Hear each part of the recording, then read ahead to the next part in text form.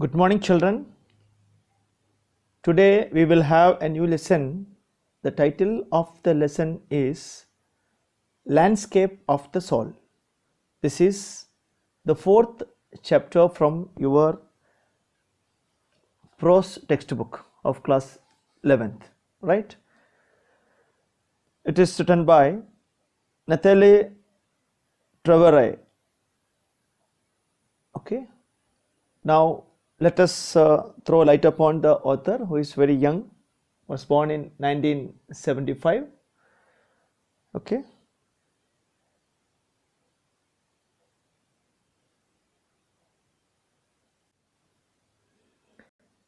Nathalie Travare, born 2nd February 1975, an English author but married to Belgian ambassador. About the author, Nathalie Travare is an art historian who came in limelight because of her translated work City of Digins, a book by William Dalrymple. She is the wife of ex-Belgium ambassador to India.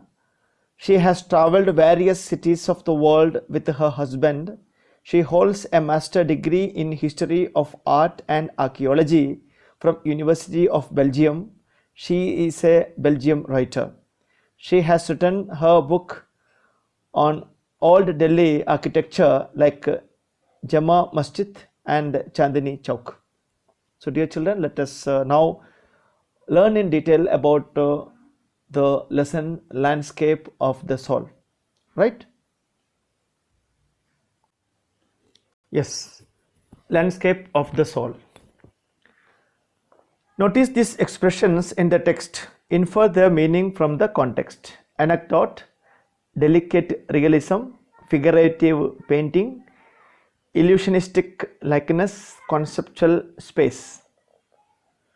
So the writing starts with an example of a painting done by Wu Daozi.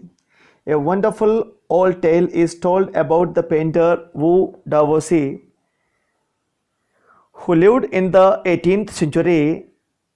His last painting was a landscape commissioned by the Tang Emperor Xuanzang to decorate a palace wall. The master had hidden his work behind a screen, so only the emperor would see it. For a long while, the emperor admired the wonderful scene, discovering forest, high mountains, waterfalls, clouds floating in an immense sky, men on hilly paths, birds in flight. Look, sir, said the painter, in this cave at the foot of the mountain dwells a spirit.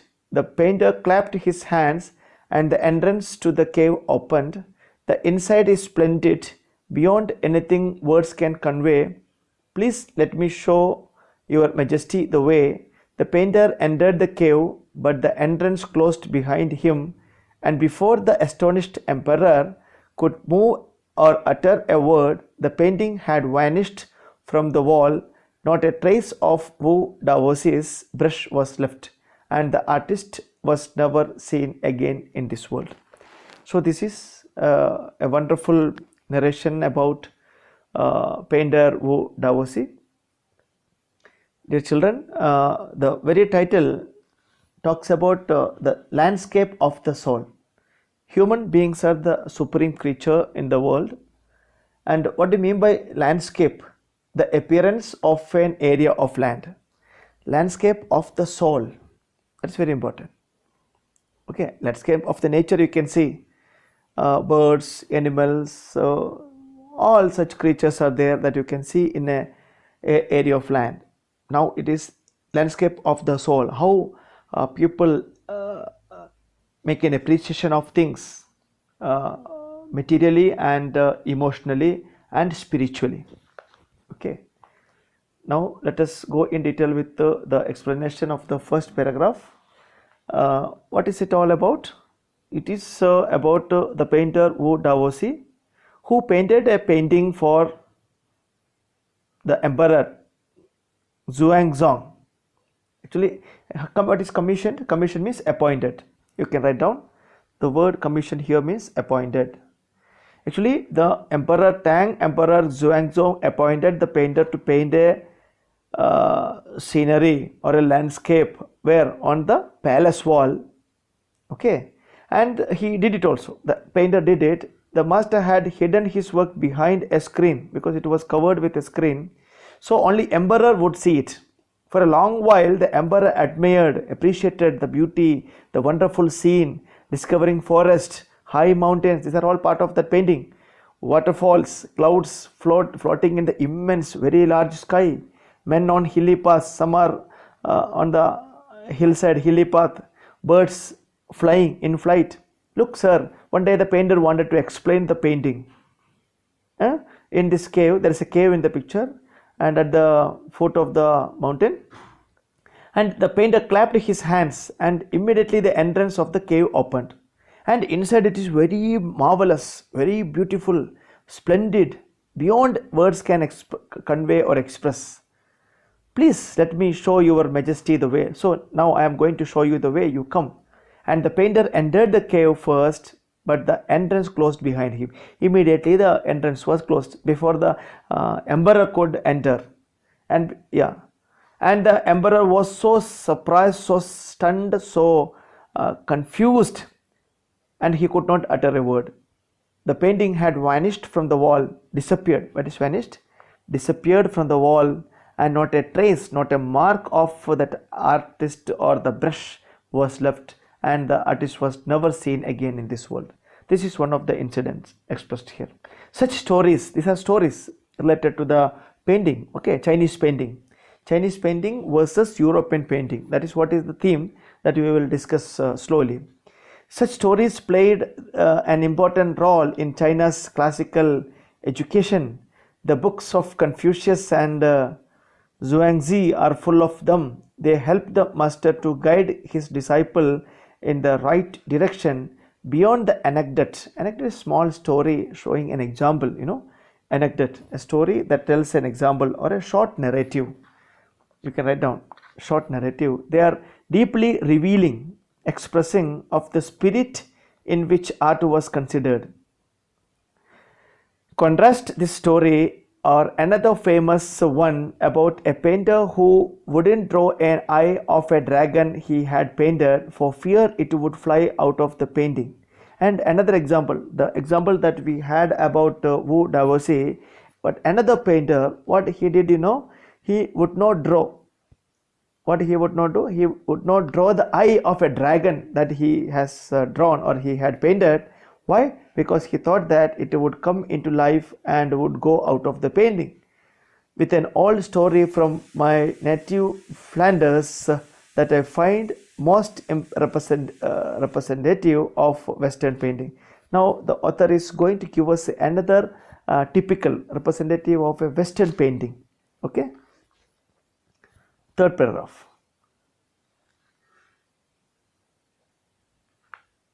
In 15th century, Antwerp, a master blacksmith. Antwerp, who is he? A master blacksmith called Quentin Mercis fell in love with the painter's daughter. Okay, the blacksmith called Quentin Mercis fell in love with his daughter. The father would not accept a son-in-law in such a profession. Actually, that son-in-law is a blacksmith, and a painting is a different profession. Blacksmith, one who deals with metals and making tools out of metals. So here in 15th century Antwerp, a master blacksmith called Quentin Mercis fell in love with a painter's daughter. The father would not accept a son-in-law in such a profession. That is the problem. Father is a painter. He did not want son-in-law as a blacksmith. So Quentin sneaked into the painter's studio. So this man, Quentin, that blacksmith, sneaked into, means secretly entered the painter's studio and painted a fly on his latest panel. Okay, that artist panel he entered, and he painted a small, though he is a blacksmith, he painted a small fly painted a fly on the panel with such a delicate realism. Okay, write down what is delicate realism. Regarding things as they are. Regarding things as they are. So it's such a delicate realism that the master tried to sweat it away before he realized that what had happened.